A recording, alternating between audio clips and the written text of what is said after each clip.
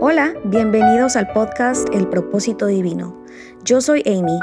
En este podcast bilingüe vamos a conversar sobre cómo superar obstáculos de la vida a través de la fe. Si tú te sientes perdido o no sabes cómo comenzar tu camino con Jesús, por favor quédate a escuchar. Este podcast es para ti. Hola, muchas gracias por estar aquí conmigo en su primer episodio del Propósito Divino podcast. Este podcast es muy especial para mí porque está dedicado a las personas que no tienen esperanza, que se sienten deprimidas, que se sienten perdidas, que no saben cómo regresar al camino de Jesús, que se sienten muy abrumadas. Este podcast está súper dedicado a ustedes porque yo alguna vez me sentí de esa manera. En este podcast nosotros vamos a estar teniendo testimonios de personas sobre cómo sobrellevaron los obstáculos a través de la fe, sobre cómo consiguieron llegar a ciertos lugares a través de Dios, sobre cómo se encontraron a sí mismos de nuevo, sobre cómo pudieron tener seguridad en sí mismos y empezar un camino muy diferente al que tenían antes. Este episodio va a ser para mí y para decirles mi testimonio. Yo pienso que sería muy injusto tener muchos invitados aquí diciendo su testimonio sin yo decir el mío. Entonces, sin más ni más, me quiero presentar con ustedes y decirles un poquito más sobre mi historia. Mi nombre es Amy, tengo 29 años y yo vivo en Estados Unidos. Yo nací y crecí en México, pero toda mi familia es de Nicaragua. Cuando mis papás tenían 23, 24 años y empezaron a tener familia, ellos tuvieron que salirse del país porque había una guerra civil. De hecho, la gran mayoría de mi familia ya no vive ahí. Tengo muchos familiares que viven en España, en Canadá, en Estados Unidos, en México, en Francia, en donde fuera, con tal de no seguir en un país que estaba tan roto. Bueno, cuando yo estaba creciendo no tenía mucha familia y no tenía como mucha sensación de pertenecer. Entonces yo siempre quise buscar la manera de encontrarme a mí misma a través de algún intercambio, de visitar otros países, de salir y explorar. Mis papás fueron muy afortunados de poder mandarme a clases privadas y a escuela privada, pero no tenían tanto dinero como para poder mandarme a otro país. Y está súper bien, no esperaba más de ellos, pero siempre tuve como esa espinita de todas formas de poder salirme del país. Entonces, cuando yo tenía 20 años, encontré este programa que se llama Au Pair, que lo que hace es que te permite ir a Estados Unidos como niñera y como estudiante de intercambio. Entonces, para mí ese era como mi boleto dorado. Yo tomé ventaja de este programa y me vine cuando tenía 20 años. Eso fue en el 2014. Cuando yo llegué, estaba pasándomela de maravilla, tenía muchas amigas, estaba aprendiendo muchísimo, me la estaba pasando bomba y en esos momentos era vivir en el mundo.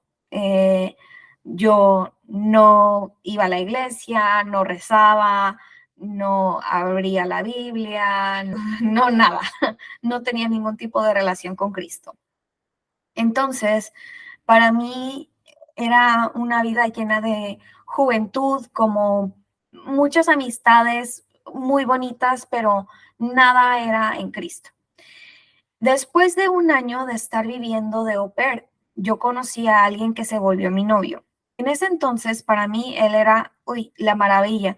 Él me trataba muy bien, era muy lindo y pues a mí me gustaba mucho. Después de 2 años de haber estado de au pair, yo decidí cambiar mi estatus a estudiante. Eso era lo que más me gustaba de toda la experiencia, poder estar en una universidad de Estados Unidos y estudiar. Entonces yo decidí cambiar mi visa para poder estudiar tiempo completo. Pero lo que pasa cuando uno cambia la visa de esa manera es que el estatus te lo dan, pero no te lo ponen en el pasaporte. Entonces uno no puede salir del país. Bueno, de que puede salir, pero poder regresar a Estados Unidos está muy difícil. Entonces, al inicio del 2017, yo quise regresar a México para que me pusieran la estampa en el pasaporte y poder regresar. porque ya estaba harta de no ver a mi familia. Lo que pasó fue que yo regresé a México y me negaron la visa, completamente, rotundamente. La señora del consulado me dijo que yo no quería estudiar, que estaba en Estados Unidos nada más para salir de fiesta y lo que sea, por otras razones.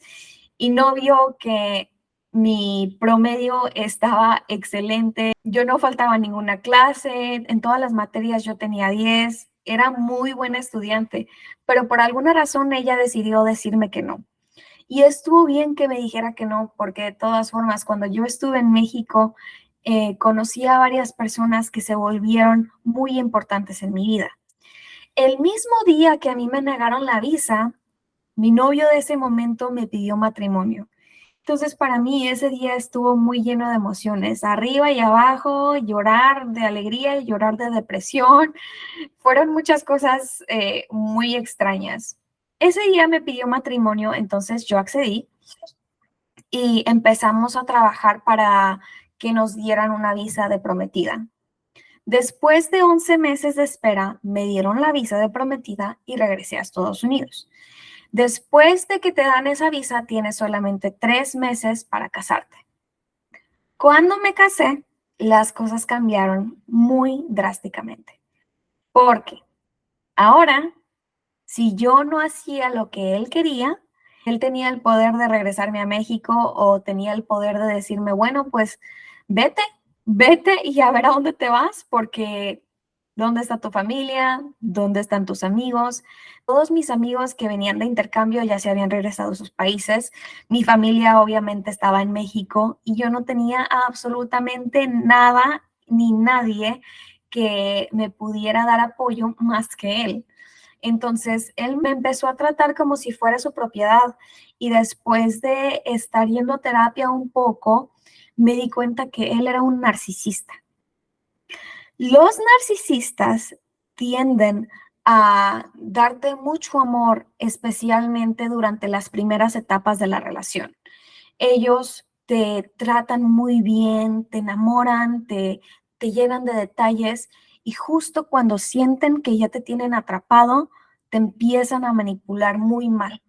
Y para mí esa reacción era como muy extraña porque yo decía, bueno, seguramente es que todos tenemos días malos, seguramente es que yo hice algo mal, seguramente es que, y entonces yo le ponía excusas para todo. Era la víctima perfecta para él. Cuando él me empezó a tratar como si yo fuera una pieza de decoración en la casa, yo empecé a hacer otras cosas para mantenerme más activa y no darme cuenta del abuso. Entonces, lo que yo hacía es que iba a la escuela a tiempo completo, estaba trabajando 30 horas a la semana, iba al gimnasio, tenía una amiga con la que iba al cine, no sé, hacía cosas para distraerme. Y cuando llegaba a la casa, hacía de comer, hacía mi tarea y me iba a dormir. Y al día siguiente me despertaba, ir a la escuela, ir al trabajo, regresar, comer, ir a dormir. Entonces, traté de hacer una rutina que fuera tan ocupada para no darme cuenta del abuso o para no ponerle atención al abuso y aparte de eso, para ser una persona herida muy funcional, muy funcional. Entonces, todo el 2017, 2018, 2019 me la pasé llenando mi horario de cosas para poder sobrellevar todo ese abuso que él tenía hacia mí. Y no quiero que este episodio sea tanto hacia él, porque este episodio realmente es para glorificar a Cristo, pero quiero que tengan una visión muy clara de cómo era vivir con él. Vivir con él era ser humillada muy frecuentemente. Porque, por ejemplo, digamos que yo me arreglaba para ir a algún evento que él tenía y él se burlaba de mis atuendos o me decía, es que te ves como un lápiz parado al revés o te ves como un celular o te ves como no sé qué. Y los insultos empezaban muy bajitos y empezaban a escalar hasta que me decía, te ves como payasa, te ves horrible, etcétera, etcétera, hasta que yo terminaba llorando. Otra cosa que me decía, yo caminaba enfrente de él y me decía, ew, como que le daba asco. Em, Cuando llegábamos a la casa, inmediatamente le ponía atención a los videojuegos y a mí no me hablaba, pero cuando estábamos enfrente de la gente, él me trataba como una reina. Entonces, para mí era muy complicado poder entender qué era lo que estaba pasando, porque yo no tenía una visión clara de los dos eventos, de que me trata muy bien cuando estamos enfrente de la gente, pero cuando llegamos a la casa me trata mal. No, para mí era es que seguramente cuando llegamos a la casa yo hice algo para que él me maltratara. Y suena, suena muy bobo, pero los narcisistas tienen una estrategia tan buena para cambiar tu realidad de tal manera que tú no sabes si la que estás mal eres tú.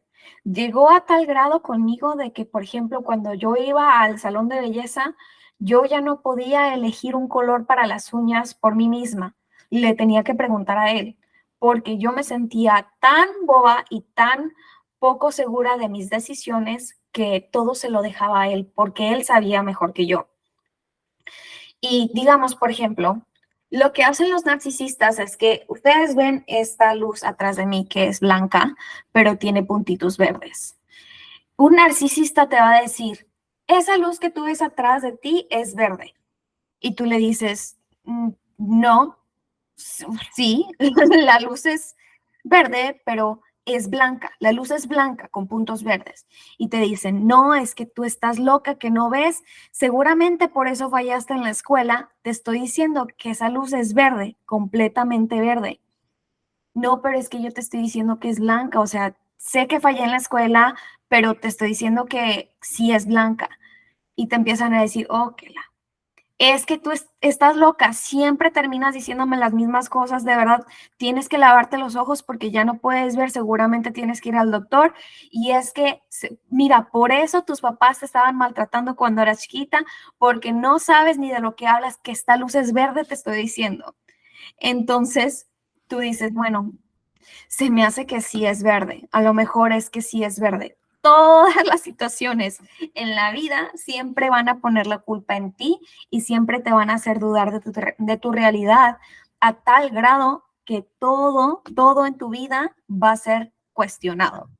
Ahora, lo que pasó después en el 2019 fue que yo empecé a tener ataques de pánico. Yo empecé a sentirme tan mal que empecé a tener pensamientos de ya no estar en este mundo, de mejor me divorcio y no sé qué voy a hacer.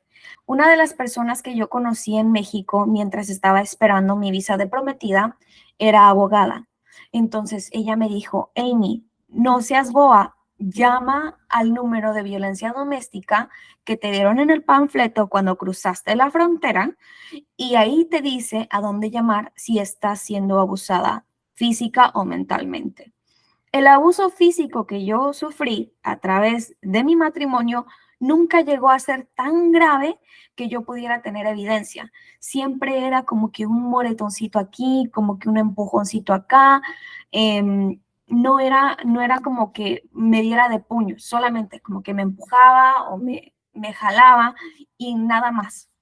Entonces, él me decía, es que yo no soy abusivo porque yo no te digo malas palabras ni te pego. Hay otras mujeres que aquí la están pasando peor, que de verdad los hombres son súper infieles. Entonces, a mí me ponía como que el peor ejemplo para que yo no viera que la situación que nosotros teníamos era mala.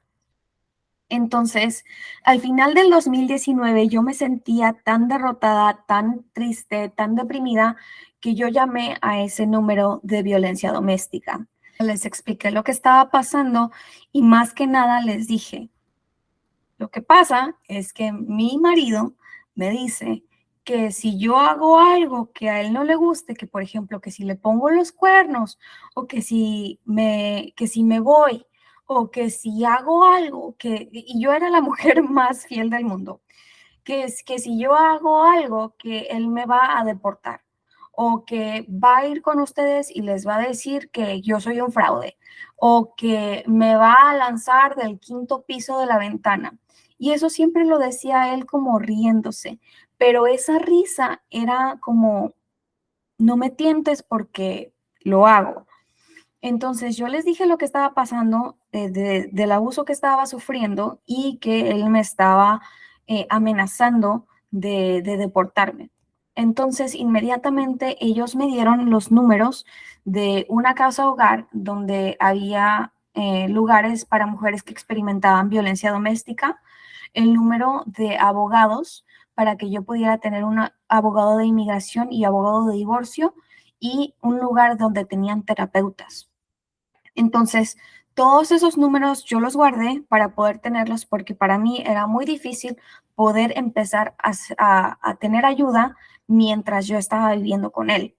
Porque mientras yo estaba viviendo con él, un día era maravillas y al siguiente día eran pesadillas. Era que un día me trataba excelentemente bien y al día siguiente eran millones de peleas y me hacía sentir como que yo era la peor mujer del mundo. Entonces, para mí era muy, muy, muy pesado y al inicio del 2020 yo me quería ir, encontré a una amiga que me dejó ir a su casa como por unos 2 días, pero yo a los 2 días me regresé. Me regresé porque yo todavía era muy codependiente, todavía estaba muy débil emocionalmente, mentalmente, y esa es una de las razones que bastantes víctimas de violencia doméstica eh, utilizan para no hablar, para no decirlo a gente, porque es muy humillante para nosotras decir, es que me hizo esto y esto y otro y yo todavía lo amo, porque otras personas dicen, uy, ya lo hubiera dejado hace 4 años, uy, yo que tú le hubiera hecho no sé qué, uy, yo ya me hubiera ido. Y es muy fácil para otras personas decir, yo hubiera hecho X, Y y Z, pero tú realmente no sabes qué es lo que vas a hacer hasta que te encuentras en una situación de esas. Para mí fue muy, muy, muy difícil. Entre todas las situaciones que yo tenía en mi horario para poder distraerme, yo iba a un estudio donde yo tomaba clases de baile, clases de zumba. Entonces, las mujeres con las que yo iba realmente no diría que eran mis amigas, pero había una que me invitó a salir uno de esos días. Entonces, nosotros salimos y yo no sé qué fue lo que pasó en mi mente, que yo me abrí, fui vulnerable y le dije, oye, ¿sabes qué? Creo que me voy a ir a una casa hogar o a un refugio porque yo ya no aguanto vivir con mi marido, él me, me abusa emocionalmente, se nota que no me ama y yo ya no puedo con esta situación. Entonces ella me dijo, ¿qué? ¿Estás loca? Obviamente que yo no voy a dejar que te vayas a un refugio, vente a mi casa y yo te dejo que estés aquí y vas a vivir conmigo, con mi marido, nosotros tenemos un cuarto extra y yo le dije, no, no, no, no, no, no me voy a ir a vivir contigo porque ya lo hice antes y no tuve el corazón para poder quedarme ahí. Y está muy bien que me dejes vivir contigo, pero eso está bien como por una semana. Ya después de una semana ya es demasiado. Tengo que encontrar una manera de poder salir adelante yo sola. En este momento yo todavía no tenía a Dios, entonces la pesadez emocional era bastante, era bastante. Ella me dijo, bueno, no te puedo ayudar con que te quedes en mi casa, pero sigue hablando conmigo. No quiero que pienses que estás sola y no quiero que pienses que no tienes ayuda. Entonces, sigue hablándome cuando lo necesites y yo te ayudo en lo que pueda. Cada vez que yo quería arreglar las situaciones con mi marido, se volvía como que todavía más difícil. Entonces, una de las noches en las que nosotras estábamos bailando, volví a quebrarme al final de la clase y le dije, es que sabes qué, tengo muchísimo miedo de que me vaya a deportar, de que me vaya a pegar, de que me vaya a dejar en la calle, de que, pues sí, tengo tanto miedo de tantas cosas. Y ella me dijo, Amy, Dios no nos ha dado el espíritu de miedo, pero nos ha dado el espíritu de amor, de poder y de una mente controlada. Y yo le dije, ¿qué? ¿De qué me estás hablando? Y me dijo, Amy, yo a lo mejor no te puedo ayudar en que te quedes en mi casa, pero yo sé que ahora lo que necesitas es a Jesús, porque a lo mejor yo no puedo hacer suficiente por ti, pero Él te puede cambiar la vida. Así es que lo que vamos a hacer es que vas a venir conmigo a la iglesia y ahí vas a poder experimentar el amor que tanto te hace falta. Y yo accedí. De hecho, anteriormente, en el 2019, al final del 2019, yo fui a pedir ayuda a la Iglesia Católica, porque yo crecí siendo católica en México.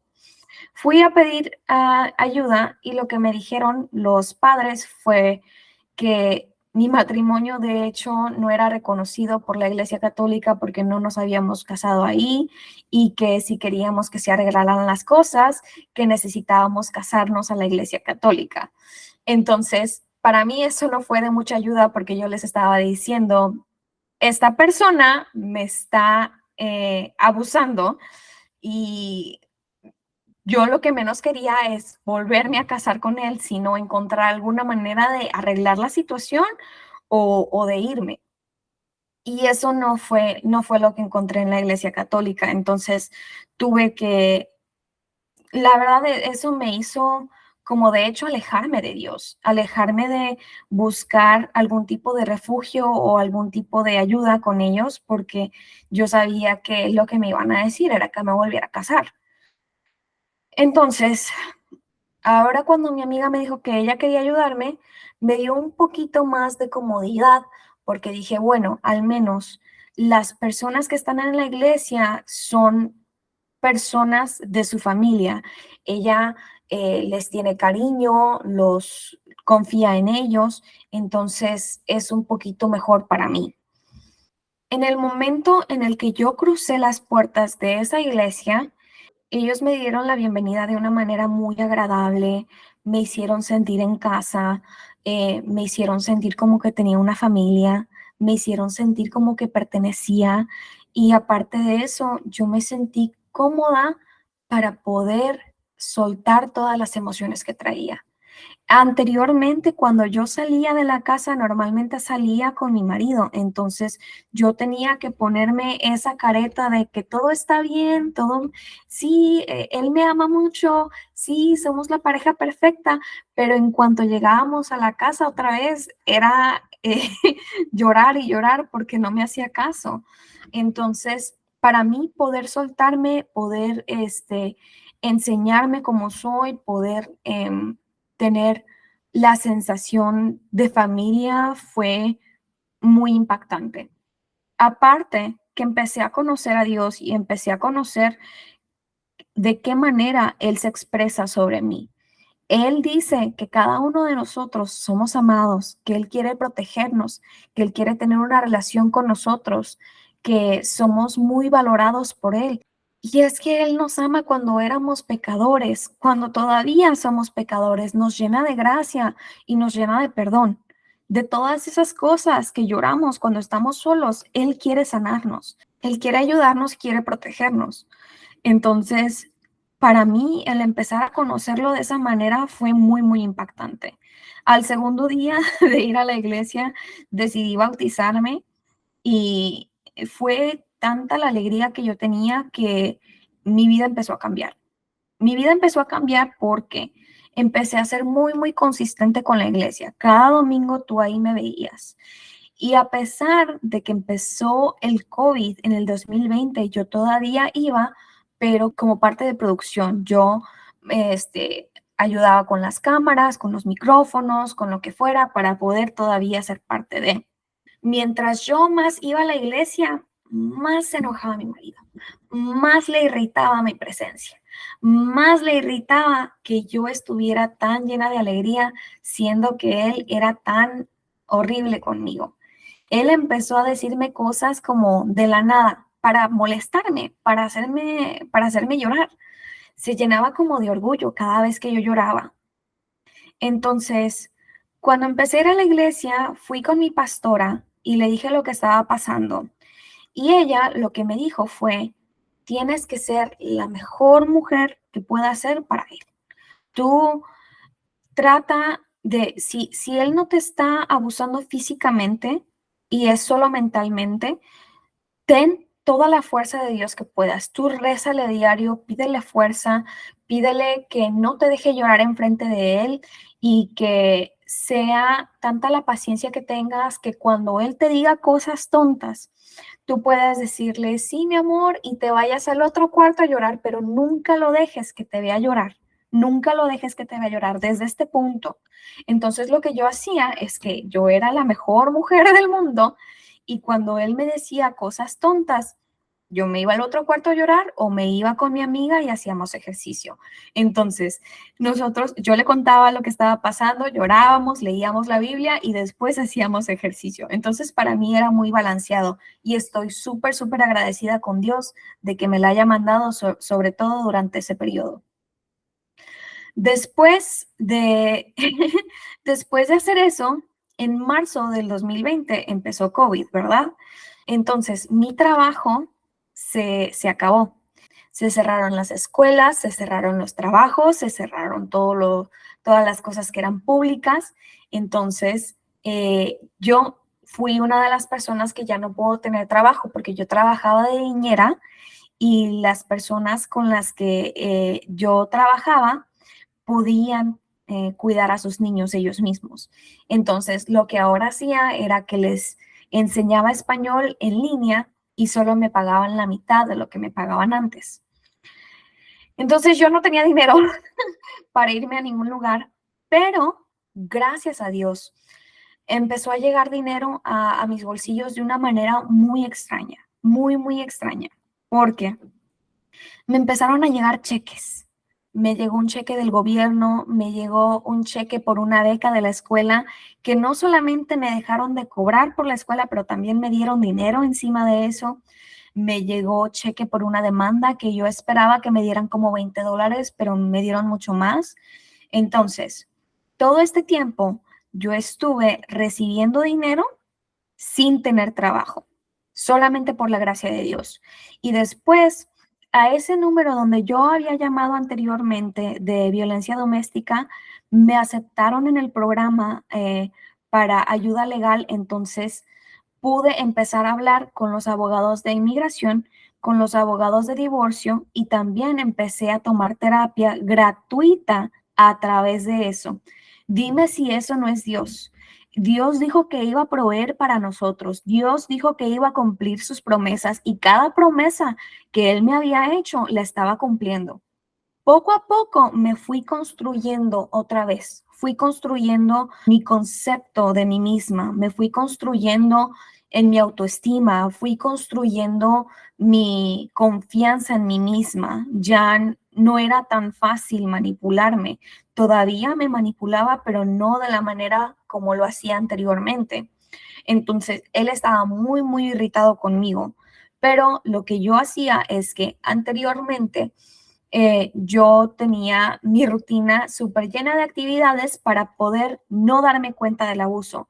Y ahora lo que hacía es que tenía mi horario lleno de actividades para enfocarme en Dios, para darle gloria. Y todo lo que hacía, yo siempre tenía en cuenta que el que me iba a sacar de esa situación o el que iba a arreglarlo era Dios. Entonces, en julio del 2020, él ya estaba harto de mí, harto de mí, tan harto que me dijo, ¿sabes qué? Yo quiero el divorcio, ya quiero el divorcio, no quiero estar contigo, no tiene sentido estar juntos. Y yo le dije, ok, está bien, pero yo todavía no me puedo ir de la casa, tengo que encontrar departamento. Y para esto él me dijo, pues sí, no puedes encontrar departamento porque seguramente no te da para pagarlo. Me decía, no sé ni para qué lo intentas. porque no tienes suficiente dinero para poder pagar un apartamento por ti misma, no vas a poder encontrar, vas a tener que tener un roomie para poder vivir con alguien más porque no la vas a hacer sin mí. Y no te lo estoy diciendo para manipularte, te lo estoy diciendo porque realmente me interesas, realmente me importas. Siendo que me estaba diciendo que ya me fuera, pero de esa misma manera me estaba diciendo, no lo vas a poder hacer sin mí. Y realmente fue muy difícil encontrar departamentos sin él. Me rechazaron 3 veces, 3 apartamentos diferentes, hasta que encontré un departamento. Nosotros 2 años antes habíamos vivido en unos departamentos que estaban en otra parte de la ciudad. Yo vi un anuncio donde esos departamentos decían que tenían una apertura. Entonces, nosotros nos habíamos hecho como amigos de las personas que eran dueñas de esos departamentos.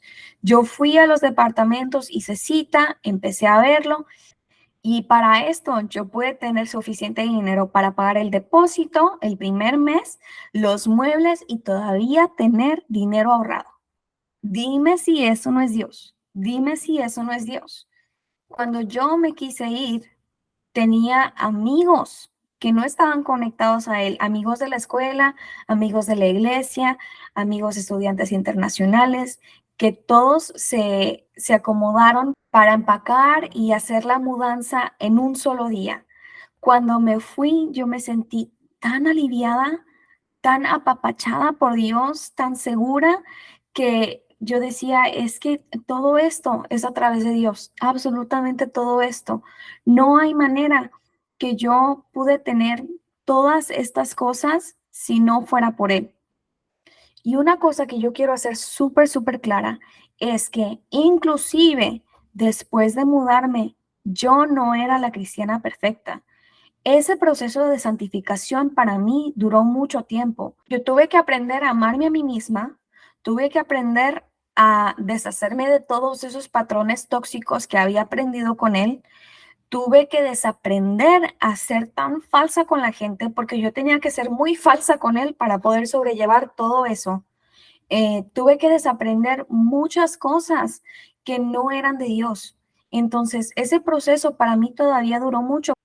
Pero hoy por hoy yo te puedo decir que ahora soy una mujer que se vale por sí misma, que tiene un trabajo bueno, que tiene un lugar donde vive que es bonito, que tengo una relación que está basada en Dios y es sana, que yo me puedo sentir conmigo misma, que soy válida porque tengo a Dios en mí, que tengo tanta alegría en las mañanas, que de verdad siento que la persona de la que te estoy hablando es alguien diferente, no soy yo. Sí, es tanta la alegría que Dios me ha dado que de verdad quiero salir a gritar al mundo que Dios es la única fuente de amor que deberíamos de tener. Y en este momento también quisiera darles un poquito de escrituras que me ayudaron a sobrellevar toda esta situación. En Mateo 15:13 dice, todas las plantas que mi Padre del cielo no ha plantado van a ser sacadas desde la raíz. Esas plantas pueden ser tus enemigos. Yo fui plantada en un ambiente que era súper tóxico y él cortó todo, todo de raíz, para que yo no pudiera tener absolutamente nada que tumbara mi crecimiento. También en Juan 15:2 dice, todo sarmiento que en mí no da fruto, lo quita, y todo lo que da fruto, lo poda para que dé más fruto. ¿Qué significa esto? Cuando un árbol tiene sus brazos que dan hojas. Esos brazos que dan hojas y todas esas hojas están secas, él corta ese brazo del árbol para que vuelva a dar fruto. Entonces, en mí, cuando yo tenía todas esas amistades que estaban arraigadas en mi ex o en mi marido de ese momento, él cortó todas esas relaciones para que yo pudiera seguir creciendo. Cortó todo ese conocimiento que yo había adquirido a través de él para que yo pudiera crecer un poco más. También en Ezequiel 34:12 dice, del mismo modo que el pastor vela por sus ovejas cuando andan dispersas, así velaré yo por mis ovejas y las sacaré de todos los lugares por donde se habían dispersado en días de densa niebla.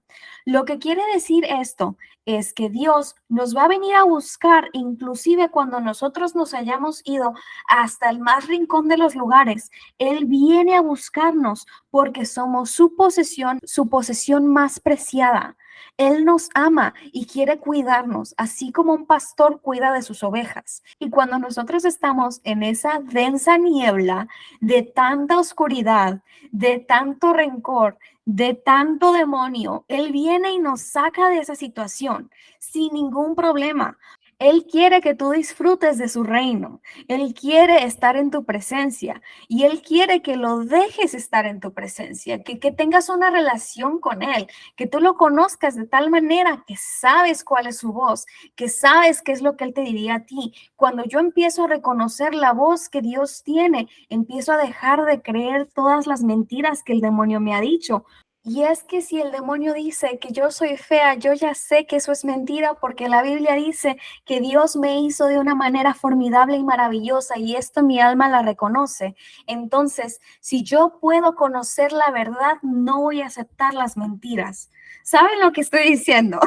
Esto es de las mejores noticias que alguien me pudo haber dicho, que todavía podemos acceder a esa salvación aún siendo pecadores, que todavía podemos acceder a esa gracia aún cuando no somos perfectos, porque no necesitamos de la perfección de nuestra humanidad, necesitamos de la perfección de Dios. Él es el que viene a limpiar nuestra alma, a curarnos las heridas y a sanar todas esas cosas que ni siquiera podemos poner en palabras.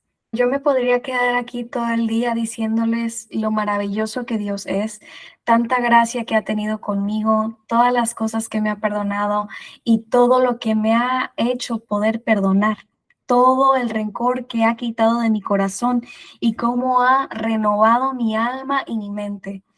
Dios ha sido la mejor decisión que he tomado en mi vida.